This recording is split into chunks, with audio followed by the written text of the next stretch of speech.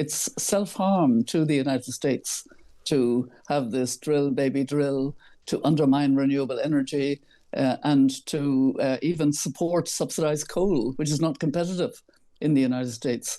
So it's stupid, and it's also reckless because it's adding to the emissions. Hello to you. Good morning.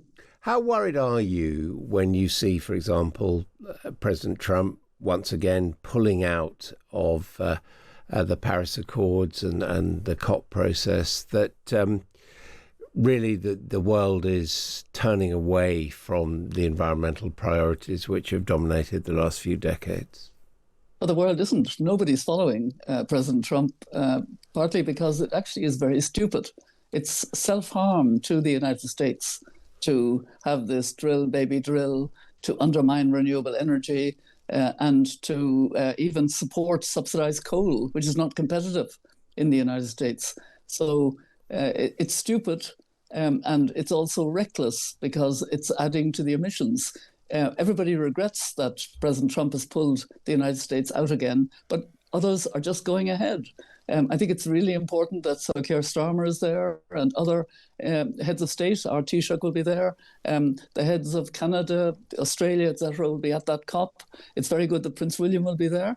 And this is a very important COP. It's COP 30. And the COP that mattered the most before that was the 10 years ago in Paris.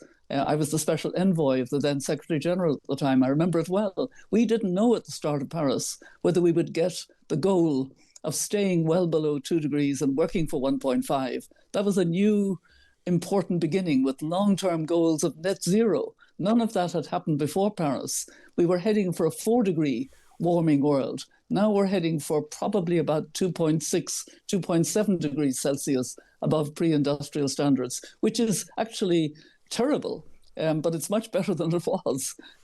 We just need to keep pressing on. We need the commitments, and we need to phase out of fossil fuel. That's the most important thing. I mean, you say that, but that people aren't following Donald Trump. But here we've got the opposition party saying that Britain's net zero targets should be abandoned.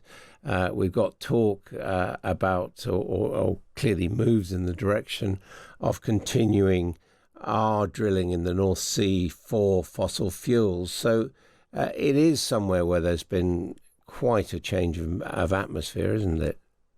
To an extent, but actually the United Kingdom has stepped up very well and had its climate plan, its nationally determined contribution quite early on, unlike the EU, which is just deciding this weekend.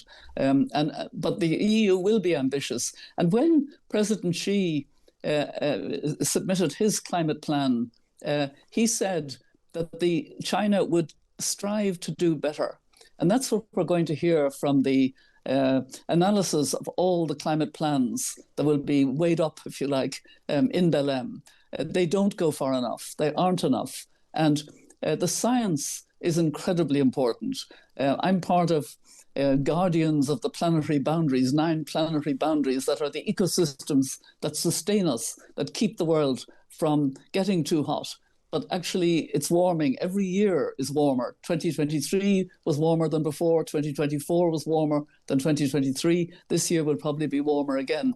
And this is having huge impacts. Look at the terrible Hurricane 5 that hit Jamaica. That's very unusual.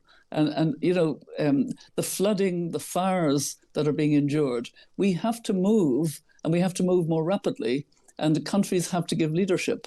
And the COP in Belém is a really important one. I'll be there with so many other, with two other elders, 3 of us, and we'll do our best. But actually, it's the big emitters that have to start now to recognize the need to transition, to phase out fossil fuel, but with just transition, to do it fairly. And what do you say to someone like Bill Gates, who's been a big supporter of environmentalism, who now says, given what you say is not a great situation with global warming, that there needs to be what he calls a strategic pivot, shifting the focus away from emissions towards what we can do to deal with the likely circumstances that we're going to face as a consequence of global warming? I think that's a wrong pivot. I think we have to recognize that the most important thing is to cure what's harming us. In other words, to get out of fossil fuel as quickly and as fairly as possible.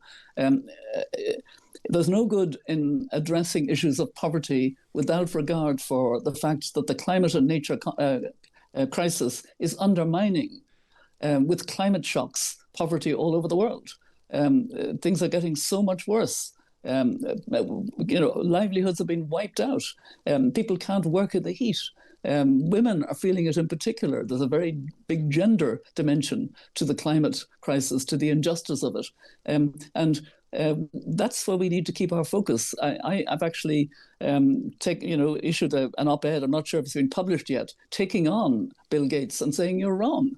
It's not an either or. We've got to do both. Yes, we must tackle issues like poverty, but we must more than that tackle the reduction of fossil fuel rapidly, the phasing out of fossil fuel. May Robinson, thank you very much indeed. May Robinson on her way to that COP30